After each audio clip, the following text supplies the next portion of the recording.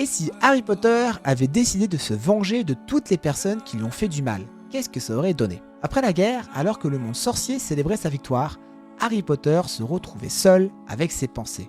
Et bien sûr, sa rancune. Pendant des années, il avait été manipulé, trahi, torturé et utilisé comme un simple outil dans la lutte contre Voldemort. Les Dursley, Rogue, le ministère et même Dumbledore, tous à un moment ou à un autre, avaient contribué à son malheur. Et maintenant qu'il n'y avait plus le grand ennemi à combattre, une autre idée germa dans son esprit. Pourquoi ne pas faire justice lui-même? Il commença doucement une lettre anonyme pour ruiner la carrière d'un ancien bureaucrate corrompu du ministère. Un sort subtilement lancé pour provoquer une dispute entre deux ex-alliés. Mais bientôt, sa colère prit une toute autre ampleur.